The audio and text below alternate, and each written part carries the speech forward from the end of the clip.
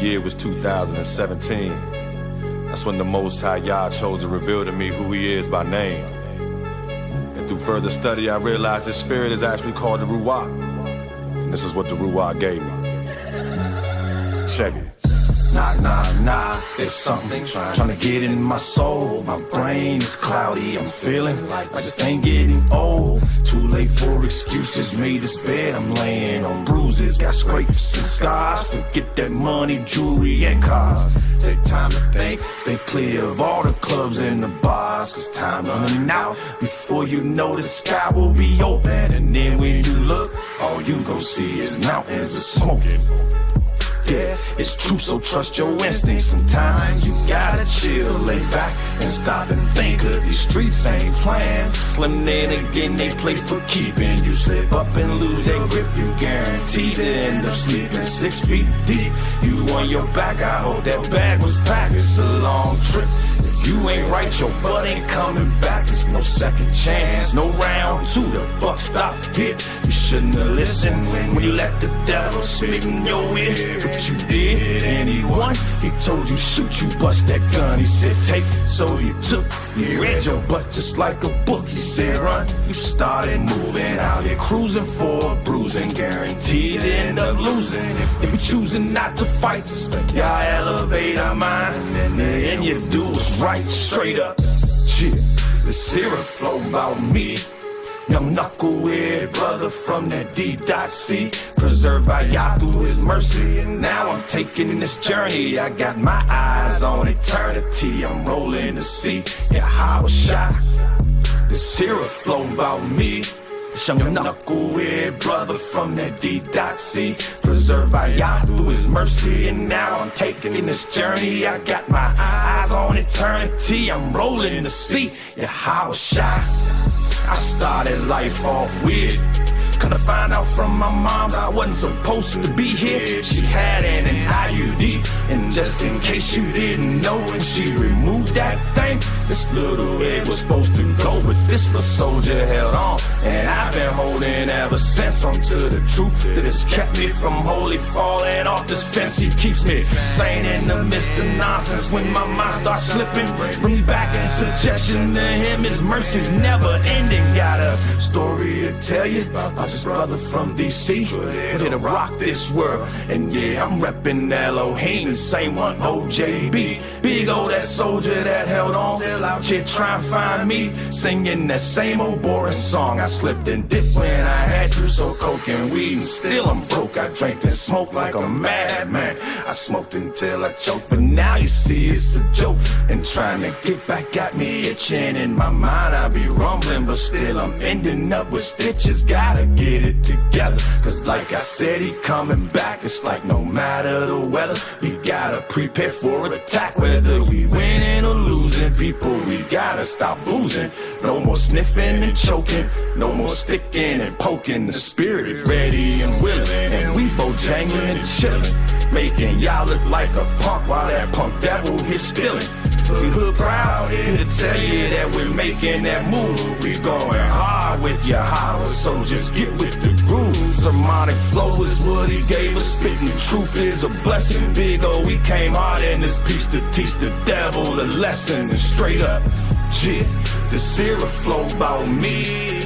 Young knucklehead brother from the D.C. Preserved by Yah through his mercy. And now I'm taking this journey. I got my eyes on eternity. I'm rolling the sea. Yeah, how was shy.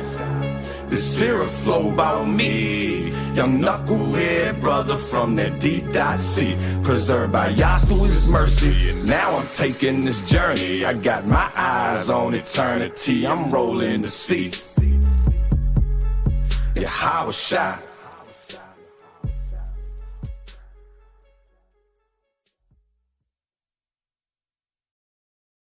Hey, welcome. This is Real Talk 101, Devil Exposed on the Sunday afternoon, usually from 2 to 4. I'm in the house. My name is Mr. Bradley Trammell, BT for short. I'm in the building. My host, Mr. Orlando Boyd, isn't in today, but it's all good. We're going to dig into this brief word.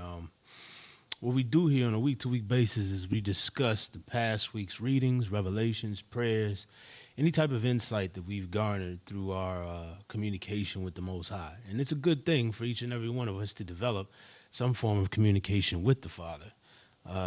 Hopefully that, our relationship can strengthen. And hopefully, when we come in here from Sunday to Sunday, that bears fruit.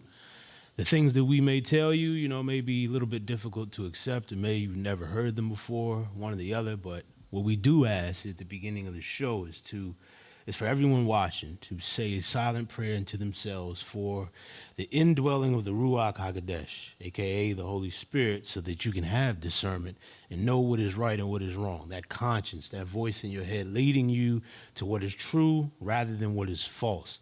That's what the Ruach does. That's what it provides. And so it's very, very important not only that you have it when you listen to anything that we say or go into the studies of the scriptures that we read, but also on a daily basis, because the Ruach can help you navigate life's many challenges and obstacles. So definitely want to get that up in your system. Pray for that. The Father said he would definitely give you that for anyone that asks. There's scripture that supports that.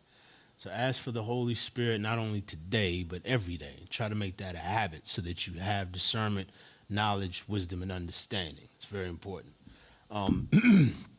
We usually, on the show, we start off with a couple, prayer requests, say a word of prayer, and we get right into the lesson or, wherever we're coming from today. And today is going to be no different.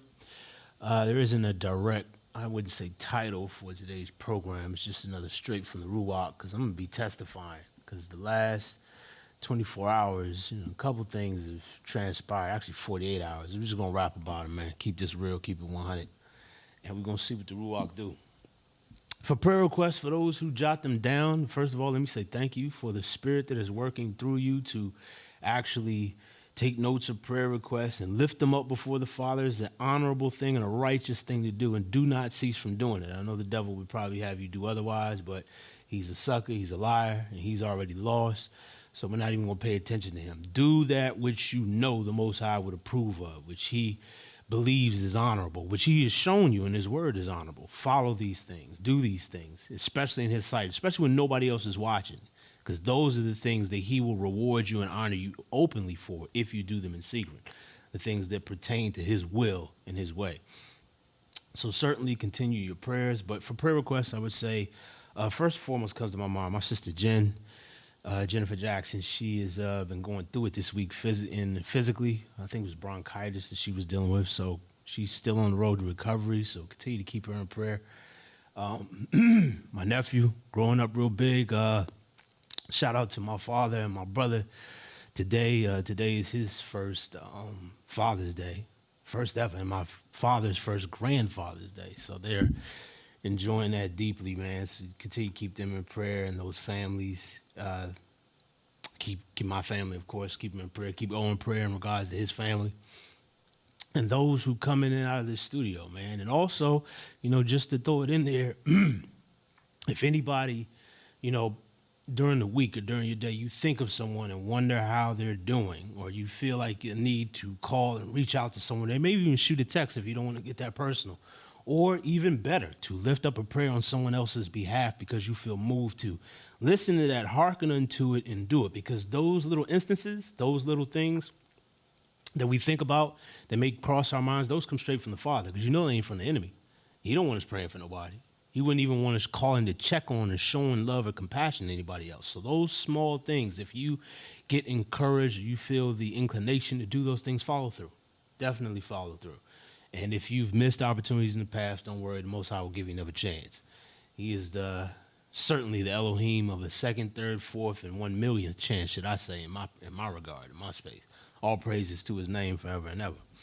But keep those prayer requests and, anything that comes to your mind regarding myself, Orlando, keep us in prayer always, man. We still out here wearing our armor, battling through the spiritual attacks that come week by week, man. But it's all praise to the Most High. He built us to endure these types of things, for real.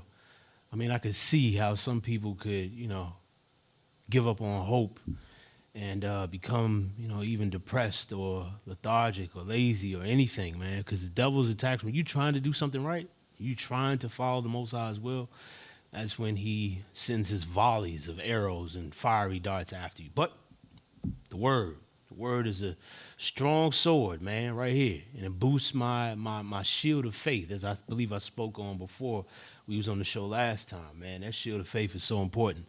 It allows us to push through all the BS of the week and still know that we good with the Father because of the blood. Nothing but the blood of Yahushua HaMashiach, which covers all my sins and iniquities. If it were not for that, where would I be? The power of the blood, man. You sit on that forever. Matter of fact, I just want to thank the Most High right now for the blood that was shed on my behalf, specifically for me, and for the mess that I can't get over. But he covered it for me and gave me the golden ticket of salvation, man. You know what I'm saying, as a gift. It's a precious thing. To think upon these things and remember these things is profitable, man. It helps your faith and your trust. And even though, situations around you may be turbulent, maybe a little bit be chaotic, that peace that surpasses all understanding, when you remember these things and you consider these things and you offer up prayers, when that stuff comes over you, it doesn't matter what's going on around you, because that will take precedent and will take hold of you and will lead you throughout the rest of your time or the rest of your days. And I'm thankful for it. Certainly thankful for it. Can't really think of anything else as far as specific prayer requests. I got more testimonies than anything. Let's talk about this weather in the DMV area for today and yesterday. It's been like perfect. I don't know how long it's going to continue. I think it's only up until Tuesday, but man, it's beautiful out. Beautiful out. So if you ain't been outside yet today, man, go out there and get some of that good vitamin D from the sun, man. Get your melanin all nice and shiny and soak in those good sun rays that the Most High has placed there for us. You know what I'm saying? It's very helpful. So, yeah, definitely. Let's go ahead and say a word of prayer, and we're going to jump in. We're going to see what happens. Most High Yahuwah, glory, praise, and honor to your name forever and ever and ever. You are incomprehensibly great, merciful, gracious, long-suffering, patient, loving, and forgiving, of if nobody else me. I thank you for how far you've led me, what you've done to develop me into the man that you continue to know that I will be in you, because I ain't nothing if I ain't in you. To be called a man of Yah is probably the greatest thing I could ever be called. As long as I'm in your service, Father, I'm good to go. I hide under the shadow of your wing, and even now, I beseech thee for thy holy Ruach HaKodesh, that it may fall afresh upon me. You know about the many prayer requests that are out there for those listening, the silent ones too. Those are the ones I want you to focus on right now, those silent prayer requests, the ones that we don't voice to nobody. But we got that urging within us, you know what I'm saying, that uncomfortableness with sin and iniquity that is within us, that we bring before you, the challenges and the problems and the obstacles that we were never meant to overcome but through you. You set them in our life aright so that we would seek you out to help us navigate through them. That's why they're there. Because if we could do it by ourselves, then we wouldn't need you. And that's probably the most dangerous position to be in. To be rich and increase with goods and in need of nothing. As your word says in Revelation, what a dangerous and perilous place to be in. For all of us, all of mankind needs you constantly, day by day. And that was the original plan, Father. So I thank you for blessing me, for using me, for bringing me to this point where I could sit down again at this desk and do your will. I pray for everyone who comes in and out of the studio, all the prayer requests, of course, that I mentioned before, especially with Jennifer and her illness. Continue to lay your healing hand upon her. She might be restored back to 100%. Thank you for the testimony and the ministry of Angela, how it came to fruition yesterday, the first part, latter part coming later this year. But thank you for the blessing that it was on the people who attended. And I ask that you continue to further her ministry. I ask that you would also be with my brother Darius and his wife, Jen, and the ministry that they have, the powerful ministry, and anyone who has a sincere heart for doing your will, not out of selfishness, but to be a servant of the kingdom so that more people can enter therein. For those who are sincerely in this, in their hearts, and you know who those people are. You know who's faking, and you know who's serious. For those people, I ask that you be with them, that you strengthen them, that you keep them going. Because just as you know who they are, the devil knows who they are too. Keep us, Father, for we cannot keep ourselves. Oh, what is man that you are mindful of him, Father? What are we dealing with? Think about Job 38, how you came into the picture and you asked such important and poignant questions to Job, who sounded like he was losing his grip. Sounded like he was losing his faith in you, but you had to remind him of who you were. From the midst of a whirlwind, you did it. Father, I think about the time when you passed before the prophet in a fire, in a wind that broke the mountain, but you weren't in, or an earthquake, and you weren't in any of those things, but you were in a still small voice. There's nothing that can compass you. There's nothing that can contain you or capture you or fully define you. And yet you find yourself, you can fit yourself into a still, small, very subtle voice that is clearly heard. I know I've heard it before, Father. I ask that voice speak again now through me to give a message to whomever is watching this program, and that they be blessed. Not only them, but their associates be blessed too. Because see, if the enemy can attack the ones we love and those around us because he can't get at us, then how much more can you bless, protect, and forgive those around us just because we believe in you? I mean, the devil's power is limited. He's a sucker for real, so let's expose him on that level. He tries to do what you can readily do with a thought. And if it were not for your thought and your intentional plan from the beginning, he wouldn't exist either. But all these things are coming together so that your name might be glorified. And all of us are gathered and reconciled under you through your Son, which you also set in place from the foundation. And Father, just going in all these directions, I could speak for hours. I could speak for days. For you give me the strength to do so. So I say, Thawada, Yahuwah, for all that you have done, for what you continue to do. And I ask that today would be a blessing in someone's ears and someone's mind and someone's heart. Give them exactly what they need today. And anyone listening later on in the week, I pray that they receive the same thing. In the name of your Son, Yahushua HaMashiach, I pray. Amen. So we're going to testify a bit, man. I got my word open. I've been in Hebrews. I finished marching through Hebrews yesterday. Chapters 12 and 13 really spoke, but I'm not going to jump into that right immediately. I'm going to speak about some of the things that transpired yesterday and even up until this morning. Yesterday was a fantastic time with Angela, our coordinator, as I like to, because she manages me and O as far as this program is concerned, you know, putting in diligent work, making sure we got a run sheet, and there's a plan, and who's going to be in here and such. It's a lot to deal with. And I know sometimes we can be hard-headed and unresponsive, and she still does it anyway. So all praise to the Most High for the spirit that works through her in dealing with us. But yesterday, we gave her some support. She requested, and O took a part in her play yesterday that she had a soft opening for, and I did the task of music. She gave me such an elaborate task, y'all. She gave me like music director. And even when I saw my name next to it, I was like, man, it's a hefty title.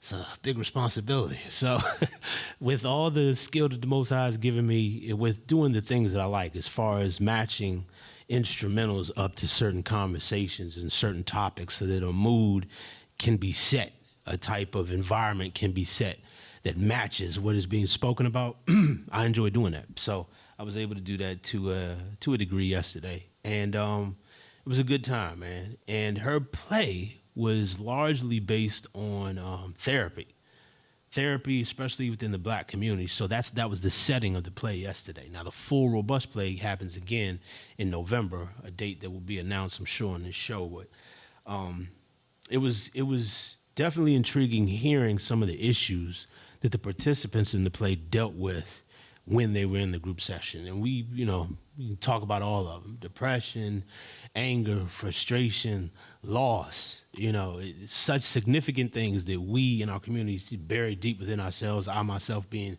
certainly one of them. How we don't come out and speak about them. We don't deal, we don't treat, we don't have any we don't readily go to get emotional help or healing. In these certain areas, we walking around with PTSD, man, traumatized off the things that have occurred in the past of our lives and the things that we regret, a lot of regrets, some successes, but a lot of things we wish we could change, but we can't. And I thought to myself as I was watching the play, man, it's like, there were definitely individuals that dealt with certain specific things, and that was just a collection, and these people were acting. You know what I'm saying? Just sitting down this group session speaking about these issues. But then my mind said, I was like, man, how is the Most High, who knows about all of our afflictions and all of our troubles, how does he feel towards his chosen, especially Yasharal, and what they've dealt with? Mind you, that we're living out the curses which he first proclaimed in Deuteronomy, but he sees the result of all the things that we dealt with. He knows the trauma. He knows it end to end. And so it helps me when I read scriptures that talk about how he's going to reconcile and gather us and cover us and show the rest of the world that he loves us because he chose. And this is not something that's, biased. This is what he said. This is the Elohim of all creation, and he going to do what he say. And it kind of gives me a relief because I know there's going to be an end to this one day. And all this turmoil, all this trial, all this struggle is going to be an end to it one day. We just don't know when. And it's funny how the setup of the play happened yesterday in relevance to what took place with me this morning. I'm going to get in that in just a second. But these issues that were talked about, there was even an interpretive dance, which I enjoy from time to time, that was done at the play yesterday where the chorus or the title of the song was called Help Me.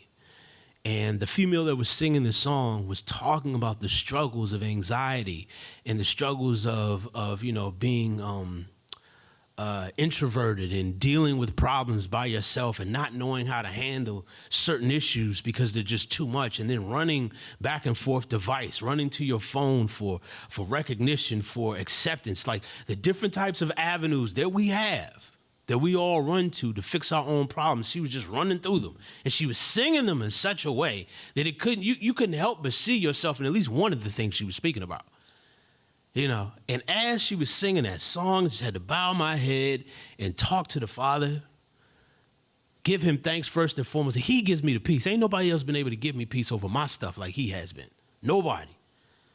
And so when I heard the lyrics, when I heard the things that she was talking about, and I identified with some of the problems and issues that this woman was singing about that she dealt with, I saw myself. And then I just remembered how my Father he's always been there for me, man. Yah, the only one and true living Elohim, man.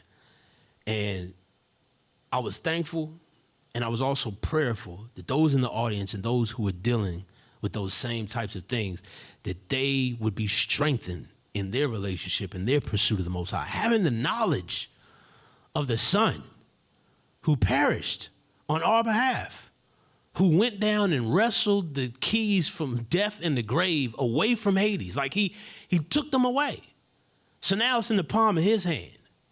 Now knowing that he sits on the right hand of power and he is the intercessor for us. And he only has to do it one time because he was the perfect sacrifice. It bears remembering, it bears repeating. Because without that, we forget who we are. We forget what we've come from. And that's something that should never happen. Never forget, man. I think it was in here in Hebrews. I can't even find it right now. But there was a portion, he was like, man, matter of fact, that's where it was. It was in Hebrews 13. This verse is coming back to me now. Hebrews 13, verse 15 and 16. It says, by him, therefore, let us offer the sacrifice of praise to Elohim continually. That is the fruit of our lips, giving thanks to his name. That's Hebrews 13:15. But 16 says, but to do good and to communicate, forget not, for with such sacrifices, Elohim is well pleased. So there are two sacrifices in this verse that he says he's well pleased with. I mean, it's simple and plain. I take the word for what it says. To do what is good, to do what is right. Let me clear that up, because when I get into what I'm going to talk about in just a second, it pertains to this. And to communicate, forget not. In other words, remind people or remind those you encounter who may be, off track, as we all slip and fall sometimes. Remind them of how good the Father is, what the Son has done for us, and how much he has done for us in general, like how he keeps us going. What his laws were, why he was what he was, and what he did in the word for our forefathers. Like remembering these things, call them to remembrance. Because when this happens, it's not comfortable to do, because a lot of people who've forgotten, sometimes they don't want to be reminded. And then to do good, I wouldn't think that was a sacrifice, but in some instances, to do what is right takes a lot of courage. It takes a lot of fortitude. It takes moral standing to do what is right amidst everybody who may be doing something wrong. So these are sacrifices you must make. In regards, whatever the sacrifice it is, the fact that it's pleasing to the Father is important. And so I think about, this verse right here, 13, that's Hebrews 13, verse 15 and 16 again, to where I guess we can lead into what happened to me this morning, man. It was wild. It didn't make any sense. It actually sounds like an O story. Like this would be something that happened to O. But when I recognized what it was and I looked at it as a test, because I figured by the way this thing came together, it had to be a test because it didn't make no sense. So this is what happened.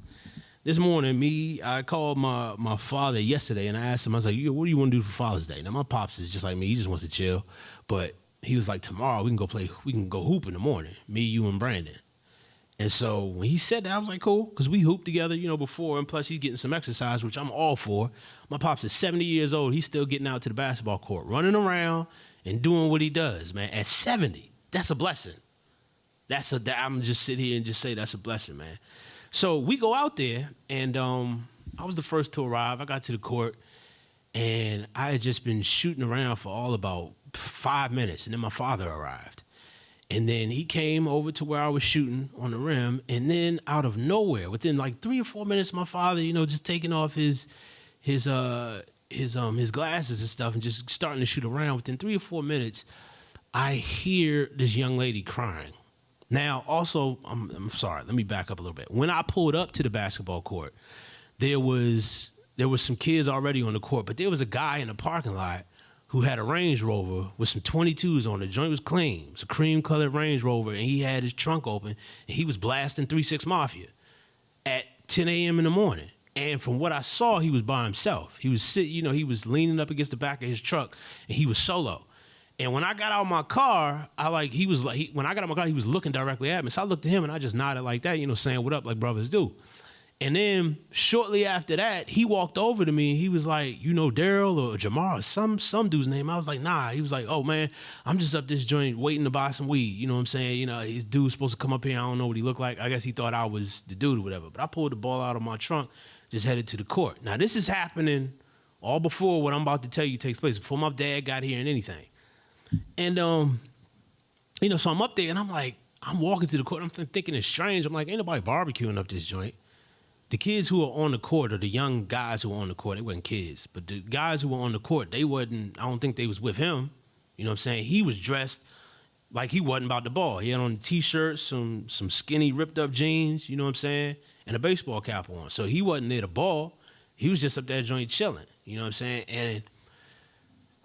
And so let's get back to the part where I'm shooting around and I hear this young lady crying. So as I'm hearing this girl crying, I'm shooting around, I'm hearing the sound of her crying get closer to me. And as this happens, I hear the gentleman who has that truck yelling, saying, yo, you want your water bottle? You want it or not? He's sounding confrontational. So I turn around, and there's this young black girl walking up to me, and she's crying. She's in hysterics. She said, can y'all please help me? Can y'all please? And she's just going in. So I'm like, man, what in the world? So I was like, what's going on? He said, he has my phone. He won't give me back my phone. I don't even know him. And she's just going. And so I'm like, well, what's wrong? I was like, how did you get here? She's like, he won't let me leave him. I'm trying to call an Uber to get out of here. And then she goes into some wild stuff. He's like, yeah, he told me to go down on him while he was driving or something. Like she was going in. So from what I gathered from her is they got together. They were supposed to hook up or have a date or something. They was together, and it went sideways apparently. Now how it did, they both had different stories. So I'm like, well, what you want me to do? I was like, yeah, do you need to use my phone so you can call somebody? She's like, yeah, I need to make a phone call, but he just won't give me back my phone. So she hollering. So I'm trying to calm her down. So I walk back to my car because my phone is in my car. And as I do it, he approaches. He's like, big man. Hey, she crazy. Don't even worry about her. She out this joint lunch. And he starts saying everything confrontationally in regards to her. Like she's tripping. And then he started saying things that didn't even line up with what she was accusing him of. She's like, she got my phone. He was like, you couldn't even find your shoes. I had to find your shoes. And I'm like, what are you talking about? And then he was like, and you stink.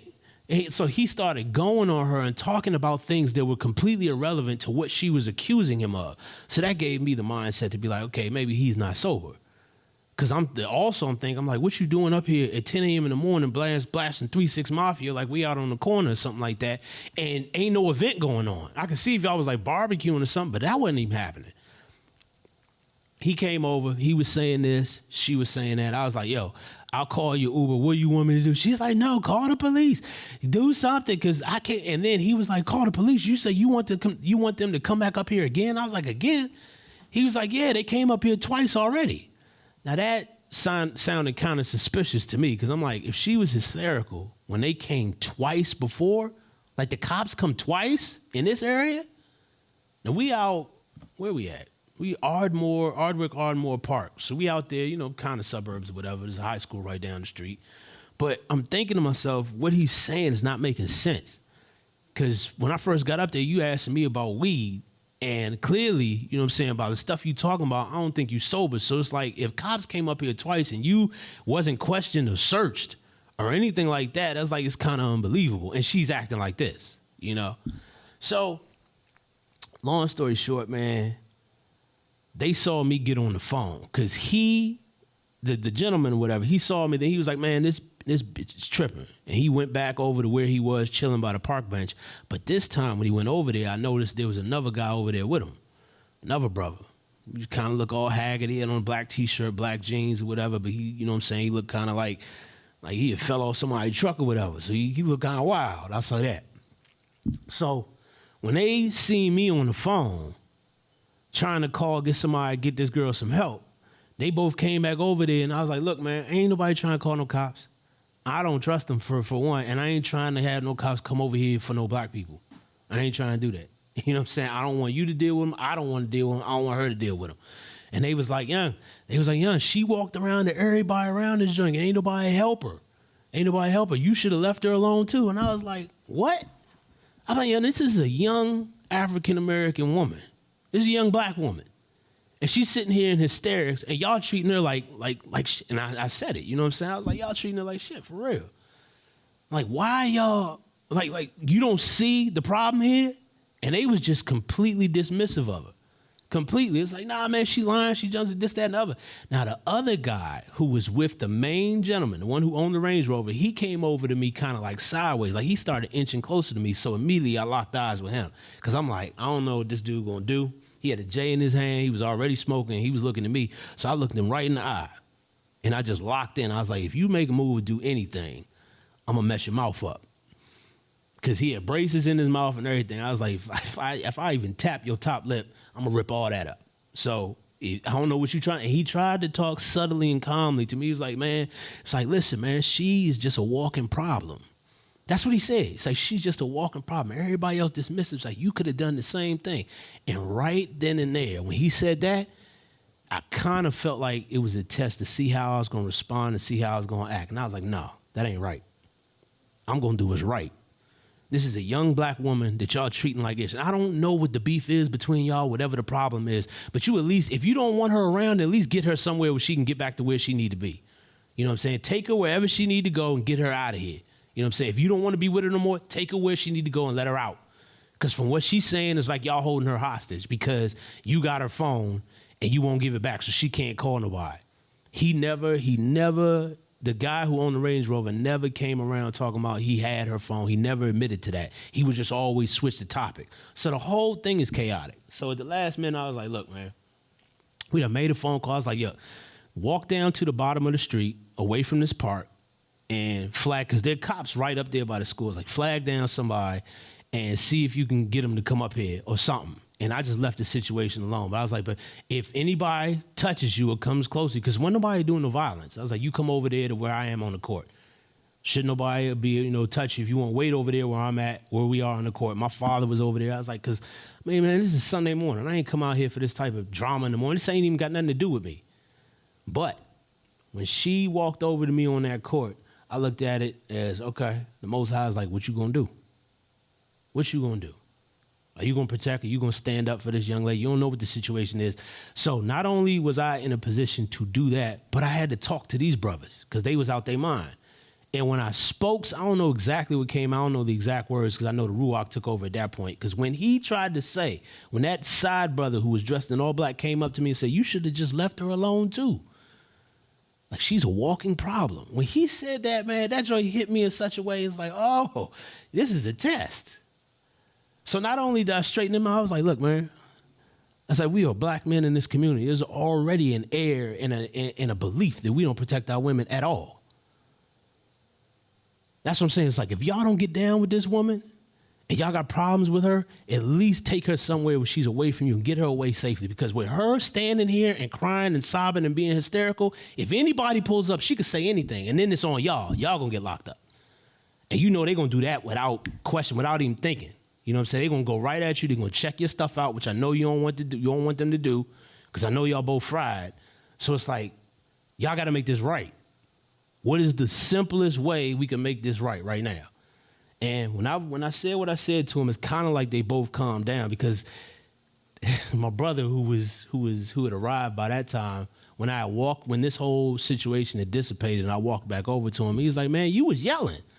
And they was like walking up on you. And all I kept thinking was like, if he swing, then I got to run over there. I was like, yeah. But I was like, I didn't think that was going to happen. But even if it did, I mean, it is what it is. I like a little ruckus every now and then. So, this thing dissipated to the point, I'm going to tell y'all how it wrapped up. She sat down on a bench that was away from those two guys. And next thing I know, I went back to, where my brother and my father was shooting around, and the cops did come. And when they came, it was about 4 or 5 of them. And I just let the situation play out how it was. And the aftermath was the same dude who had that Range Rover. He obviously didn't get in trouble, because when the cops left, he was still there. And he came over to the court. And he was like, man, they ain't even searched my vehicle. That was like the first thing that came out of his mouth. And I'm like, that wasn't even the issue. It almost sounded like he was sized that his car was dirty and he got away with it. Brother was wild. He was all over the place. He was. So it was just a bad situation. It came out of nowhere. And I pray I did what the Most High put me there to do in that moment. To stand in between both of them, because I don't know what happened. She didn't have any bruises. It looked like she was hit, so I don't think there was any violence going on. It was just a disagreement. This dude that got with this girl thought that they was going to be on a date to do something sexual, do something, and she wasn't with it. And that's when he was like, well, all right, well, I'm going to treat you any old type of way then, since you out here faking. That's what I think happened. That's why I was framed. And he was fried, and because he was like, man, she came in my car, she popped a pill and didn't even want to do nothing. Like, he was talking so crazy, man. And as I'm sitting there listening to the whole thing, and then as I think about it, as I'm driving away from the court after the whole thing is over, I'm just like, man, is this where we are?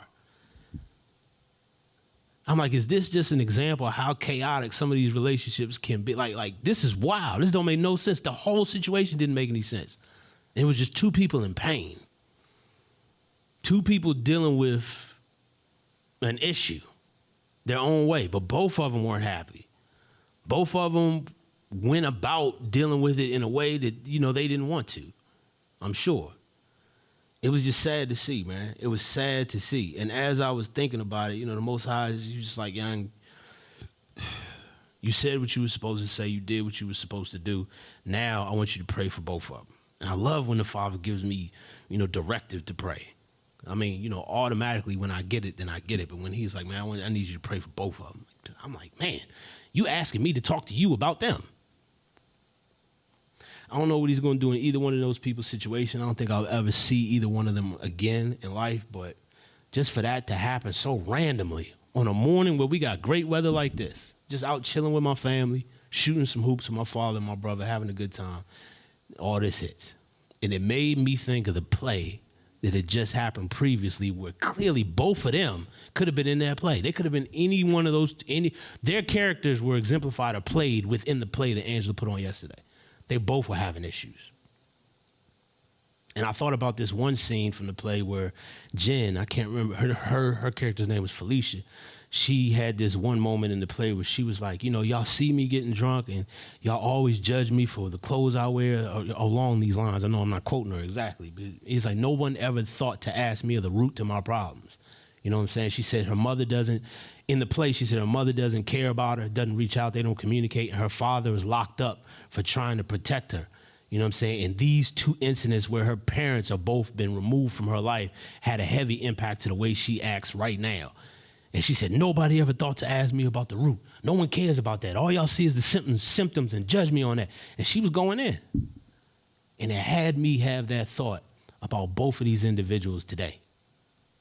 What trauma, what issues has this girl gone through to where she felt comfortable getting in the car? She was 29, I know that. And she said that the guy who picked her up, the dude who owns the Range Rover, he was like in his 40s.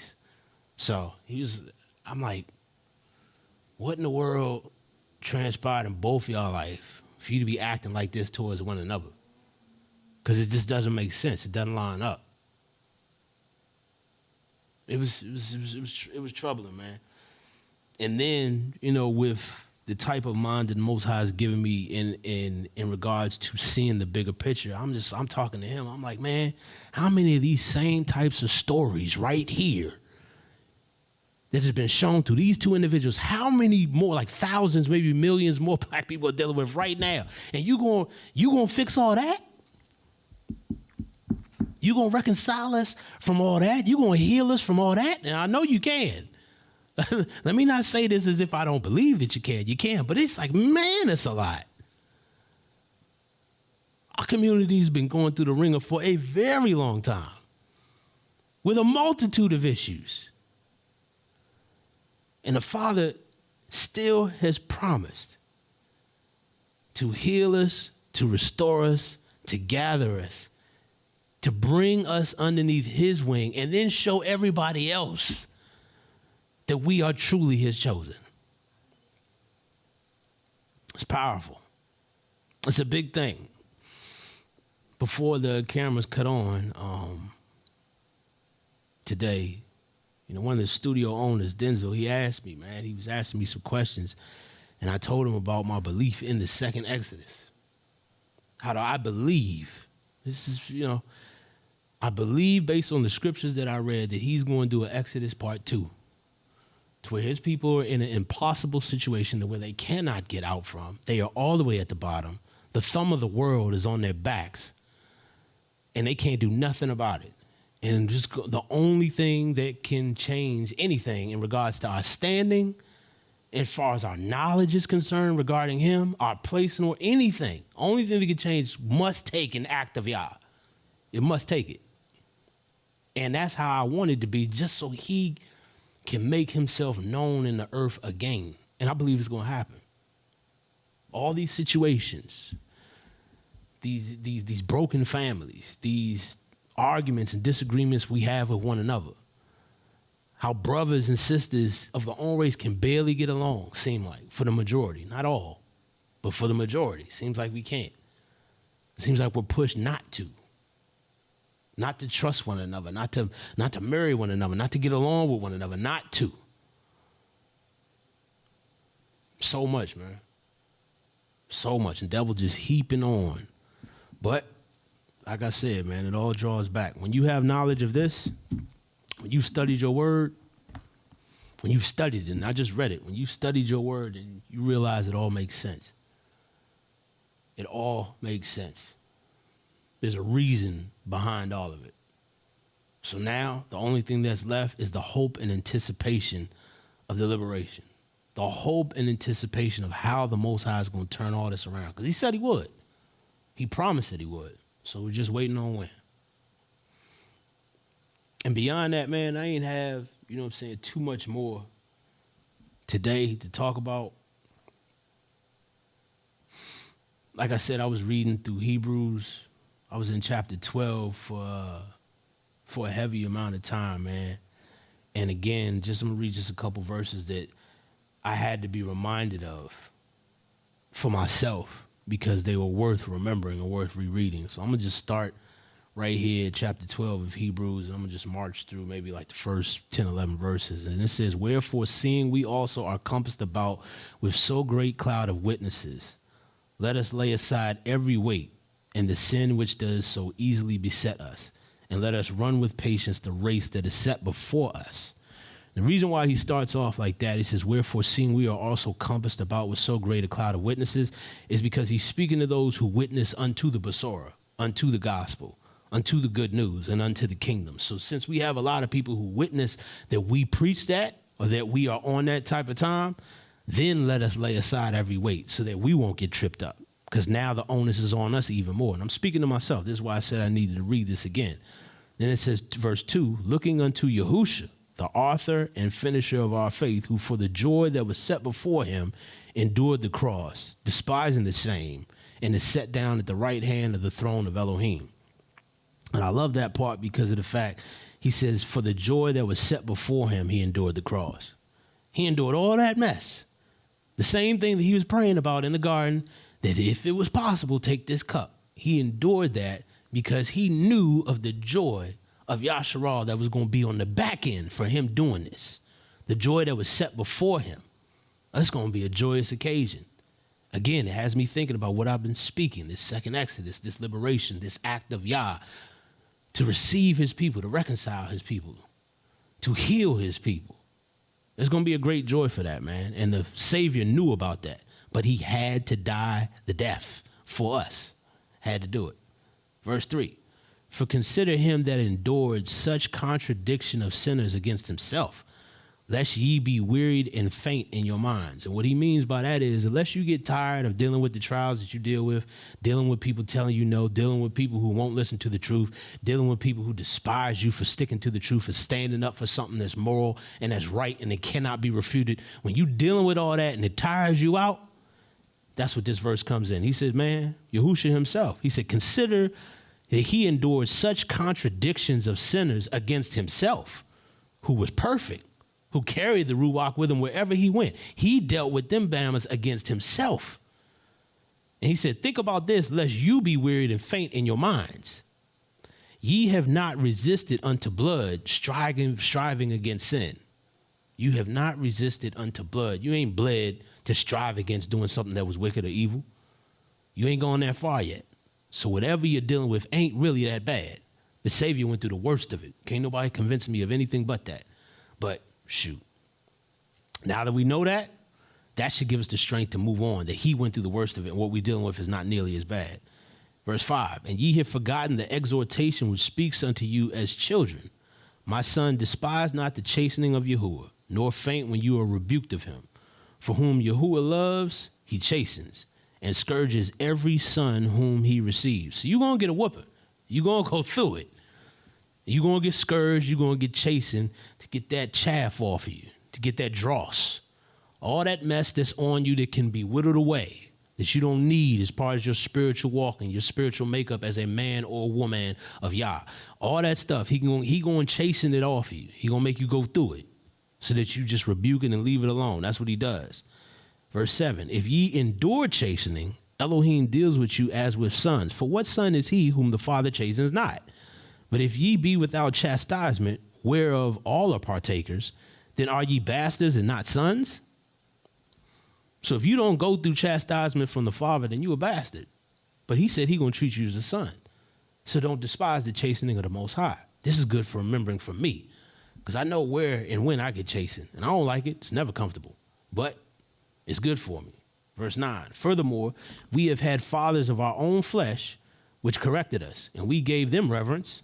Shall we not much rather be in subjection unto the Father of all spirits and live? For they truly for a few days chastened us after their own pleasure, but he for our profit, that we might be partakers of his holiness. So he chastens us so that we can become holy like him, where our fathers chastened us after the flesh because we just disobeyed or maybe lied or did something that they didn't like.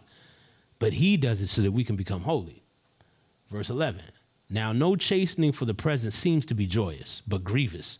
Nevertheless, after it yields the peaceable fruit of righteousness unto them which are exercised thereby.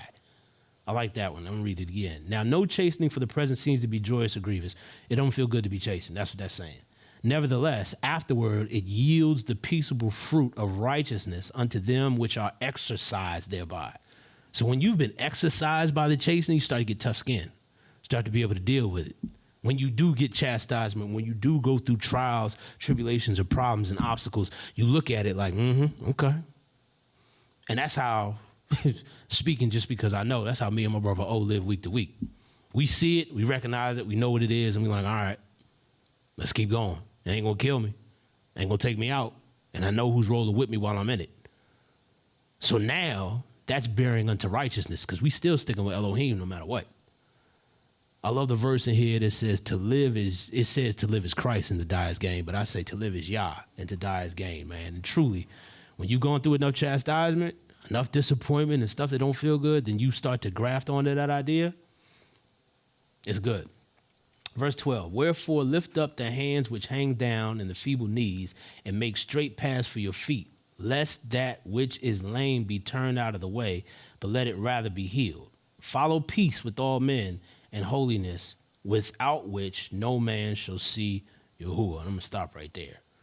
Follow peace with all men, and holiness, without which no man shall see Yahuwah. And I say that because, I like that part because when I had that, that conversation with them two gentlemen over that female, and they look like, nigga, why are you even getting involved? This ain't got nothing to do with you. And I could have just faded off of it. I remember I had an outlet. I could have been like, yeah, man, y'all right. I don't even care. Go out. But I ain't, That righteous indignation struck. And I was like, nah, this is not right. And y'all know it ain't right. Because if the cops came up here, y'all be in trouble. Y'all don't want that. And don't nobody want the cops up here. So with that being the fact, let's go ahead and consider what's right and move forward by that. And then they listen. All praise to the Most High, because anything could happen. But yeah, man. There's a message for today. I would leave it as simply just being, do not despise the chastisement of the Most High. When you have a challenge or a trial in an uncomfortable situation, which may be quote unquote chastisement, look at it with the mindset of this is a test and I'm going to pass it. Because if he chastises you, he loves you. Just read that. And if he chastises you, it's going to bring out the fruit of peace and holiness within you. So look at it as you going through something difficult to get something great. Because essentially that's what it is. Yeah, that's all I got. Bow your heads. Lord Yahuwah, thank you for another day. Thank you for being with us and using me as a mouthpiece as you have so many times before. I recall the prayer requests said before and the ones that were unmentioned now. I ask that you will move through all of us through the upcoming week. Chastise us as you need to. Guide us with your Ruach so that we may become more like you and be ready for when you visit us to reconcile us unto yourself. In the name of your Son, I pray. Amen. Yo, this has been Real Talk 101. Devil Exposed here on a Sunday afternoon, 2 to 4 p.m. Until the next time we meet, may Yah bless and keep you. And don't forget, seek truth, not the traditions of men.